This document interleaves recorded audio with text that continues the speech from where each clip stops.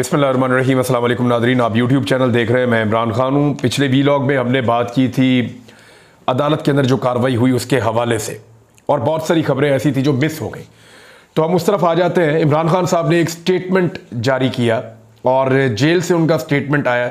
ये बहुत इंपॉर्टेंट है क्योंकि पाकिस्तान में एक नए ऑपरेशन की बात की जा रही। कभी कहा जाता है ऑपरेशन है, कभी कहा जाता है कि ये एक विजन है, कभी कहा जाता है तसलसल है। हुकूमत खुद इसको लेकर कंफ्यूज्ड। हुकूमत कभी एक कदम आगे आती है, कभी एक कदम पीछे हट जाती है, कभी 4 कदम पीछे हटती है, कभी 2 कदम आगे बढ़ती है। हुकूमत को खुद समझ नहीं आ रही कि उन्हें ये कैसे करना है।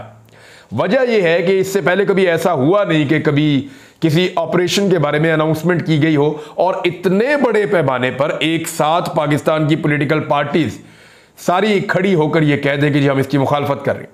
क्योंकि ऑपरेशन पाकिस्तान में जो हुए हैं उनसे ऐसा लगता है कि पाकिस्तानी बहुत डर गए हैं, और पॉलिटिकल पार्टीज ये जानती हैं कि इस वक्त अगर एक ऑपरेशन हुआ और उसकी हमायत की तो उसके पब्लिक के अंदर नताइज होंगे, यानी पॉपुलैरिटी के मामलात में या दीगर मामलात में। इमरान खान साहब का पैगाम जो है वो इस वक्त बहुत इंपॉर्टेंट है, क्योंकि देखें अगर किसी एक आदमी की कॉन्सेंट के साथ मुल्क में ऑपरेशन हो सकता है या उस आदमी की कॉन्सेंट सबसे ज्यादा अहमियत रखती है तो वो पाकिस्तान तहरीक इंसाफ के चेयरमैन, साबिक चेयरमैन है, बानी चेयरमैन इमरान खान साहब है। क्योंकि साबिक वज़ीर आज़म इमरान खान के पास इस वक्त पाकिस्तान में सबसे बड़ी अक्सरियत है, और न सिर्फ पार्लियामान में है बल्कि इसके अलावा उनके पास मकबूलियत भी सबसे ज्यादा है। जिसको आप पॉलिटिकल कैपिटल कहते हैं वो भी इमरान खान साहब का सबसे ज्यादा है। तो वो मुश्किल फैसले भी कर सकते हैं। लेकिन इमरान खान साहब का बड़ा क्लियर स्टेटमेंट है, और ये स्टेटमेंट उनका आपका नहीं है। इमरान खान साहब लगभग 2-3 दहाइयों से, जब से वो सियासत कर रहे हैं, वो हमेशा इसी तरह की बात करते हैं। उन्होंने इस पे क्या कहा, ये रात को स्टेटमेंट आया था 25 जून की रात, और इमरान खान साहब ने अटियाला जेल से खुसूसी पैगाम भेजा। पाकिस्तान से दहशतगर्दी का खात्मा और अमन व अमान का क़याम हमेशा से तहरीक इंसाफ की पॉलिसी रही है। पाकिस्तान तहरीक इंसाफ की हुकूमत के दौरान दहशतगर्दी में बड़ी कमी आई। हमने खैबर पख्तूनख्वा में पुलिस और CTD के इदारों को मजबूत किया, जिसके नतीजे में खैबर पख्तूनख्वा और उसके बाद पूरे मुल्क में दहशतगर्दी में वाज़े कमी आई। हमने खित्ते में अमन कायम करने की खातिर अफगानिस्तान में पाकिस्तान मुखालिफ अशरफ गनी हुकूमत के साथ बातचीत की, उनको पाकिस्तान आने की दावत दी और क़याम अमन के लिए खुद भी अफगानिस्तान का दौरा किया। क्योंकि पाकिस्तान का जो जितना भी अमन व अमान है वो अफगानिस्तान के साथ लिंक्ड है, और पाकिस्तान के 2 जो सूबे हैं जिनमें रकबे के लिहाज से सबसे बड़ा सूबा बलूचिस्तान और सूबा खैबर पख्तूनख्वा, इन दोनों की सरहद जो है वो अफगानिस्तान के साथ लगती भी है। तो अमेरिका के इनखला के बाद अफगानिस्तान में सिविल वार का खदशा था, शदीद खदशा था, जिसे नहायत हिकमत अमली से हैंडल किया गया। टैक्टफुली का वर्ड इमरान खान साहब ने यूज किया। अफगानिस्तान में नई हुकूमत कायम होने के बाद इस हुकूमत के साथ ताल्लुकात कायम करने में उस वक्त के DG ISI general Faiz Hamid का कलीदी किरदार था। खित्ते के हालात को मद्देनजर रखते हुए मेरी हुकूमत की जानिब से फैसला किया गया कि DG ISI को तब्दील ना किया जाए, और यही बात जनरल बाजवा को हदायत दी गई, जिस पर वजीर आजम को बताया गया कि उन्हें तब्दील नहीं किया जाएगा, मगर इसके बावजूद उन्हें तब्दील कर दिया गया। अब इमरान खान साहब ने एक दावा किया है कि जनरल बाजवा को अपने कहा था कि ISI के चीफ को तब्दील नहीं करना, क्योंकि अफगानिस्तान के मामला बड़े हसास हैं और वो इस वक्त डील कर रहे हैं, तो अभी ये बनता नहीं है। तो वज़ीर आज़म को यकीन दिलाया गया कि नहीं तब्दील किया जाएगा, और इमरान खान साहब के बकौल यकीन दिलाने के बावजूद तब्दील कर दिया गया, जिसकी वजूहात बाद में सामने आई, जो कि वादे तौर पर जनरल बाजवा और नवाज शरीफ दोनों के दरमियान जनरल बाजवा की मुद्दत मुलाजमत में तोसी यानी एक्सटेंशन को लेकर की जाने वाली डील थी। यानी इमरान खान साहब ने आज वजाहत के साथ कहा, यही बात ख्वाजा आसिफ ने भी की है कि जनरल बाजवा हमारे साथ डीलें कर रहे थे, और यही बात जो है वो इरफान सदीकी साहब ने भी की है कि जनरल बाजवा एक्सटेंशन मांगते थे, मार्शल लॉ की धमकी लगाते थे। यही बात ख्वाजा आसिफ ने की कि जनरल बाजवा एक्सटेंशन के बदले में मुख्तलिफ ऑफर्स करते थे। यही बात मोहम्मद जुबैर ने भी की कि जनरल बाजवा नवाज शरीफ के साथ लगातार राब्ते में थे। तो इमरान खान साहब ने उसको आगे बढ़ाया। उन्हें कहा डील थी एक्सटेंशन के लिए जनरल बाजवा की। बाद के वाकयात ने यह साबित किया कि जनरल बाजवा ने महज अपने जाती फायदे के लिए मुल्क का बेहद नुकसान किया। ISI जिसने मुल्क को दहशतगर्दी से बचाना था, उसे दहशतगर्दी के इंसदाद से हटाकर, यानी दहशतगर्दी को रोकने से हटाकर तहरीक इंसाफ को कुचलने पर लगा दिया गया। इसी तरह पीडीएम हुकूमत के वजीर खारजा ने पूरी दुनिया का चक्कर लगाया, लेकिन अफगानिस्तान नहीं गया, क्योंकि इन लोगों को पाकिस्तान के अमन, हमारे लोगों के जानो माल और हमारे सिक्योरिटी इदारों की कतन कोई परवाह ना थी।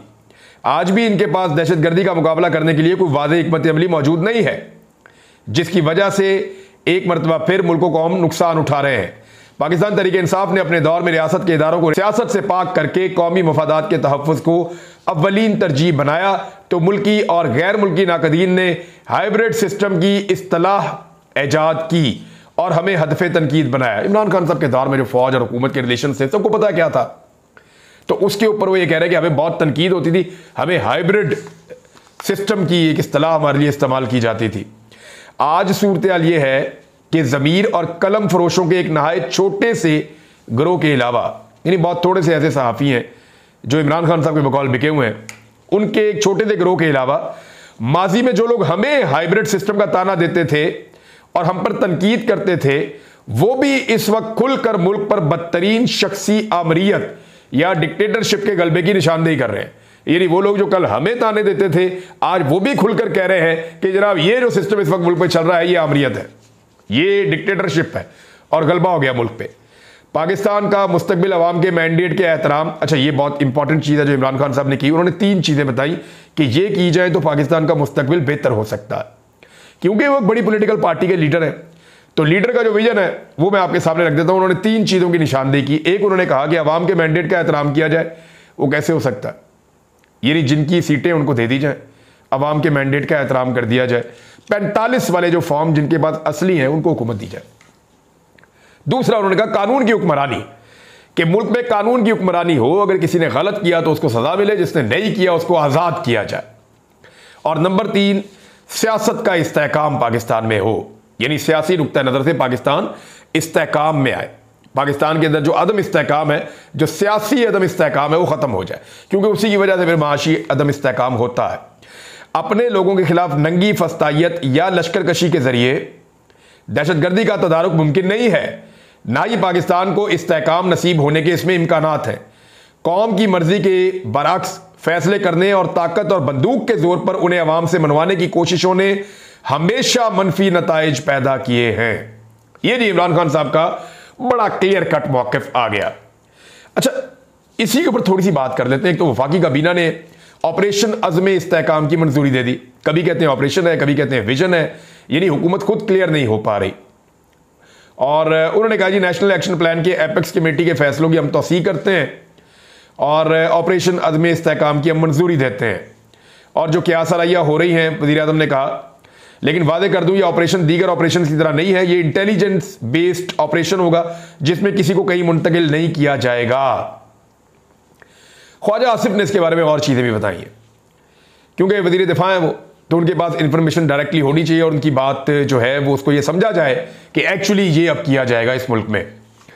हुकूमत ने कहा कि सेनेट में इस ऑपरेशन के हवाले से इन कैमरा इजलास की उन्होंने यकीन दहानी करवा दी है। और यूसुफ रज़ा गिलानी की सदारत में होने वाले सेनेट इजलास में वज़ीर कानून आज़म नज़ीर तारा ने कहा कि मुझे कल डांटा गया कि अज़्म इस्तेहकाम ऑपरेशन के बारे में करारदाद पर मैंने छुप कर दस्तखत तो नहीं करवाए। मैंने उन्हें कहा बेज़रर ही करारदाद है, ये उन्होंने कहा जी। फिर उन्होंने कहा जी कि इन कैमरा बहस करवाई जाएगी और इसके बाद ऑपरेशन शुरू होगा, ये यकीन दहानी करवा दी गई। वज़ीर दिफा ने यह कहा कि अज़्म इस्तेहकाम ऑपरेशन की ज्यादातर कार्रवाइयां खैबर पख्तूनख्वा और बलूचिस्तान में होंगी। अच्छा, ज्यादातर स्टेटमेंट भी इन्हीं 2 सूबों से जो सियासी जमातें ताल्लुक रखती हैं उनकी जानिब से आ रहे हैं।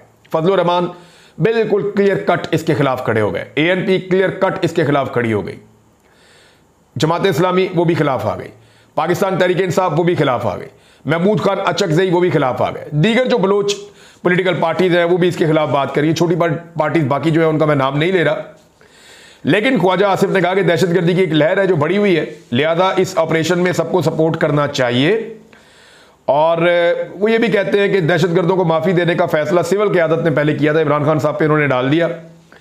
और इसमें कुछ ट्वीट कुछ लोगों ने किए जिसपे फवाद चौधरी साहब ने बड़ी क्लैरिटी के साथ बताया कि एक्चुअली ये प्रॉब्लम आया था जब अफगानिस्तान से अमेरिका का इनखला हुआ, तो अफगान गवर्नमेंट ने कहा था कि आपके जो लोग यहाँ पे ऑपरेशंस की वजह से आ गए थे, वो लोग अब पाकिस्तान वापस जाना चाहते हैं। उनमें ज़्यादातर फैमिलीज हैं, ख़वातीन हैं, बच्चे हैं और बूढ़े लोग भी हैं, लेकिन उनके साथ अब मुसल्ला लोग भी थे जो तहरीक तालिबान पाकिस्तान के थे। तो उसमें कुछ तजावीज़ हुकूमत दे रही थी और अभी इस पर काम हो रहा था, सिर्फ खवातीन और बच्चों को आने की इजाज़त दी गई थी, तो उस वक्त फवाद चौधरी के बकौल उनकी हुकूमत ही ख़त्म हो गई। वो इस मामले को अभी देख रहे थे, अफगानिस्तान के साथ और बाकी लोगों के साथ अभी इस सारे मामले में अंगेज थे कि हुकूमत ख़त्म हो गई, और फिर मामला पीडीएम पे पड़ गया। पीडीएम ने इस पर तवज्जो नहीं दी, फिर जो हुआ वो आपके सामने है। ये फवाद चौधरी साहब का इस पर मौक़िफ़ है। ख्वाजा आसिफ साहब ने एक तरफ तो वो एक नए ऑपरेशन की अनाउंसमेंट कर रहे हैं, लेकिन जिस वक्त नए ऑपरेशन की अनाउंसमेंट कर रहे हैं उसी वक्त वजीर दिफा कह रहे हैं कि फौज ने डॉलरों के एवज रूस के खिलाफ जंग लड़ी। अमेरिका ने पैसे ऑफर किए तो हमने कहा ये तो पीनट्स हैं, थोड़े हैं। फिर उन्होंने हमारी ज्यादा बोली लगाई तो हमने रूस के खिलाफ जंग में शामिल हो गए। एक तरफ ख्वाजा आसिफ आपका वजीर दिफा एक नए ऑपरेशन की लॉन्च का ऐलान कर रहा है और साथ ये भी बता रहा है कि माजी में हमारी फौज ने अमरीकी डॉलर लेकर ऑपरेशन किए हैं या अमरीकी लड़ाइयों को लड़ा है। तो ये आपका वजीर दिफा है। अब आप अंदाजा कर लीजिए कि कितनी संजीदगी के साथ ये इन मामलों को देखना चाहता है। मुगीस अली साहब हैं जी, जर्नलिस्ट, इन्होंने बड़ा अच्छा एक पॉइंट ऑफ व्यू रखा है और एक बड़ा अहम नुक्ता इन्होंने उठाया।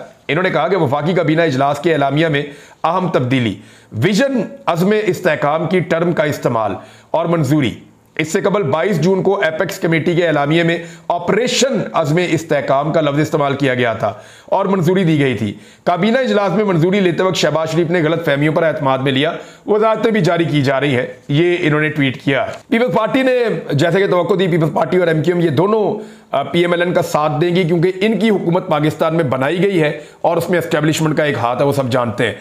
तो ये जो 3 जमातों की हुकूमत बनी है, इनको तो साथ खड़े होना पड़ेगा हर ऑपरेशन के, लेकिन बाकी जमातों को खड़ा करना जरूरी है जिनके पास अवाम की अक्सरियत की हमायत मौजूद है। पाकिस्तान तहरीक इंसाफ ने कैटेगोरिकली इनकार कर दिया है, यानी इसमें बैरिस्टर गौहर ने मीडिया से बातचीत की, उनके अलावा जो है वो सेक्रेटरी जनरल जो पार्टी के हैं उमर अयूब साहब ने, इन दोनों ने बात की। इन्होंने कहा जी इमरान खान के विजन की रोशनी में तहरीक इंसाफ किसी भी किस्म के मिलिट्री ऑपरेशन को मुस्तरद करती है और शदीद मुखालफत की पाकिस्तान तहरीक इंसाफ ने किसी भी ऑपरेशन की। वो ये कह रहे हैं ये मुल्क इस्तेहकाम के लिए किसी ऑपरेशन का मुतहम्मिल नहीं हो सकता। अली अमीन गंडापुर ने या खैबर पख्तूनख्वा में 2 बड़े फैसले किए गए हैं। पहला फैसला यह है कि एक कबाइल का अमन जरगा बुलाया जाएगा और यह अमन जरगा आज बुलाया जाएगा दोपहर 3 बजे के आसपास का टाइम है। रिंग रोड के करीब, पेशावर रिंग रोड के करीब वहां पे एक जगह है, वहां पे ये अमन जरगा होगा, उसमें सबको दावत दी गई है। तो देखते हैं कि अमन जरगे का नतीजा क्या आता है। और उसके बाद वजीर आला खैबर पख्तूनख्वा ने ऑल पार्टीज कॉन्फ्रेंस बुलाने का भी फैसला किया है। खैबर पख्तूनख्वा की हुकूमत उसको होस्ट करेगी अब तक की इतलात के मुताबिक। तो ऑपरेशन करना उतना आसान नहीं रहेगा इस हुकूमत के लिए जितना माजी में कंसेंसस बन जाता था। दूसरी जानिब पाकिस्तान तहरीक इंसाफ और सुन्नी इत्तेहाद कौंसिल, आप एक ही समझ लें आप, इन्होंने बड़े पैमाने पर एहतजाज का फैसला किया। इनके 172 लोग इकट्ठे हुए और ये वो लोग हैं जिनमें से फार्म 45 वाले तो सारे ही हैं, लेकिन कुछ ऐसे हैं जो जीत कर असेंबली में पहुंच गए और कुछ को जो है वो हरवा दिया गया। तो क्योंकि पाकिस्तान तहरीक इंसाफ का दावा है कि उनके 180 से ज्यादा लोग कामयाब हुए थे, 179 का फिगर तो हमने पहले दिन आपको दिया था जो आगे चल रहे थे, तो उनमें से 172 अराकीन शरीक हुए। रहनुमाओं ने मौक़िफ़ इख्तियार किया कि पार्लिमानी पार्टी मुकम्मल है और उम्मीद जाहिर की कि ट्रिब्यूनल से भी हमारे हक में फैसले आएंगे। तो हम 172 लोग एक्चुअली पार्लियामेंटेरियंस हैं और जब हम असेंबली में पहुंचेंगे हमारे साथ हमारी अगर मखसूस नशिस्तें होंगी तो 2/3 अक्सरियत हम इंजॉय करेंगे, उनको यह लगता है। और उन्होंने एहतजाज का फैसला किया, मुतफ़िका तौर पे फैसला किया कि जाली फार्म 47 वाले किसी उम्मीदवार को तस्लीम नहीं करते और पार्लियामेंट के बाहर और अंदर सख्त एहतजाज का फैसला किया जा रहा है। इमरान खान साहब नाज़रीन इस वक्त जिस एक केस के अंदर मौजूद है ना जेल में, बाकी सारे केसेस में बाहर आ गए हैं, वो है उनकी बीवी के साथ निकाह, यानी अपनी बीवी से शादी करने के मामले में दोनों मियाँ बीवी इस वक्त जेल में, और इसके ऊपर फैसला महफूज हो गया क्योंकि सज़ा मअतली का और इसके अंदर बाहर आने के लिए इमरान खान साहब को जो सहूलत चाहिए उसका फैसला महफूज हो गया। जितने वकला हैं वो सारे ये कह रहे थे कि इमरान खान के हक में फैसला आएगा। अगर ये महफूज फैसला सुनाया जाता है और इमरान खान साहब के हक में आता है तो फिर उनको किस केस में अंदर रखा जा सकता है, ये बड़ा सवाल है, क्योंकि बुशरा बीबी तो फौरी तौर पर रिहा हो जाएगी, उन पर एक यही केस है। इमरान खान साहब का मामला यहां फंस जाएगा कि उनको फिर 9 मई में या किसी और मुकदमे में अंदर रखने की कोशिश की जाएगी, जैसा कि शाह महमूद कुरैशी को अंदर रखने की कोशिश की गई है या अभी तक अंदर रखा हुआ है। जितने बड़े मुकदमात हैं वो ऑलमोस्ट सारे के सारे खत्म हो गए हैं। अब तो सिर्फ जो है वो हाथी निकल गए और पूंछल रह गई, और वो भी निकल जाएगी। नाज़रीन, मरियम नवाज ने एक वादा किया था और ये उनका एक बहुत पुराना वादा था। मरियम नवाज ने कहा था 2019 में इमरान खान साहब को टॉन्ट करते हुए, उन्होंने कहा हम IMF के पास नहीं जाएंगे, IMF को यहां बुलाकर पाकिस्तान उसके हवाले करेंगे। और आज शहबाज शरीफ साहब ने वो वादा भी पूरा कर दिया। बिलावल भुट्टो जरदारी उस दौर में चीख चीख के गला फाड़ फाड़ के बोल रहे थे PTI-MF, यानी PTI के साथ आगे IMF लगा देते थे और वो गंदा कर रहे थे कि IMF का मुआहदा फाड़ दो, फेंक दो, जला दो, इस तरह की बातें करते थे। एहसन इकबाल, बाकी सारे ये बड़ी लंबी लंबी छलांगे मारते थे सारे। अब इनकी हालत और दुर्गत ये बनी हुई है कि शहबाज शरीफ जो इनका वजीर आज़म है वो खुद ये एडमिट कर रहा है, और मरियम नवाज ने अपना 2019 का वादा पूरा करते हुए 2024 के बजट को ऐसा बनवाया कि शहबाज शरीफ ने कहा कि हमें IMF के साथ मिलकर बजट बनाना पड़ा। देखिए, कभी आदमी कोई बात बोलता है, कोई बड़ा बोल बोलता है और कैसे वो उसके सामने आता है। अब देखिए, जो जो इन्होंने गड्ढा खोदा उस हर गड्ढे के अंदर ये खुद गिर रहे हैं और पाकिस्तान को नुकसान हो रहा है, इनका तो कोई नुकसान नहीं है। बहरहाल IMF जीत गया, पार्लियामेंट हार गई। पार्लियामेंट ने बहुत सारी तजावीज़ दी लेकिन बात मानी नहीं गई। जो IMF का वजीर खजाना है उन्होंने कहा कि कोशिश होगी कि अगले IMF प्रोग्राम को आखिरी बनाएं। अभी ये वाला नहीं, इसके बाद एक और प्रोग्राम है उनका, एक और IMF का प्रोग्राम लेना है, वो हमारा बजट बनाते जाएंगे अगले कई सालों तक। लिहाजा पार्लियामेंट हार गई, पाकिस्तानी हार गए, IMF जीत गई। जो IMF ने चाहा वैसा उन्होंने कर लिया पाकिस्तान में। नाज़रीन, इमरान खान साहब के खिलाफ एक के बाद एक आदमी लॉन्च किया जाता है, लेकिन जो भी लॉन्च होता है, क्योंकि इस वक्त इमरान खान साहब का पब्लिक के अंदर डंका बज रहा है और लोग उनको डंके की चोट पर सपोर्ट कर रहे हैं, तो पाकिस्तानियों की सपोर्ट इमरान खान और उनके नैरेटिव के साथ है। तो ऐसे में जो भी आदमी लॉन्च किया जाता है वो बेचारा डूब ही जाता है। मैंने तो यही देखा है। अभी एक और शख्स जो है उसको लॉन्च किया गया, मैं नाम भी नहीं लेना चाहता, कुछ कहना भी नहीं चाहता, लेकिन सिर्फ एक जुमला है कि जो शख्स दूसरों को जाहिल समझे ना और जाहिल पुकारता फिरे, वो खुद कभी आलम नहीं हो सकता। मुझे इस बात का यकीन नहीं है। अब तक के लिए इतना ही। अपना ख्याल रखिएगा, अपने इस चैनल का भी। अल्लाह हाफ़िज़।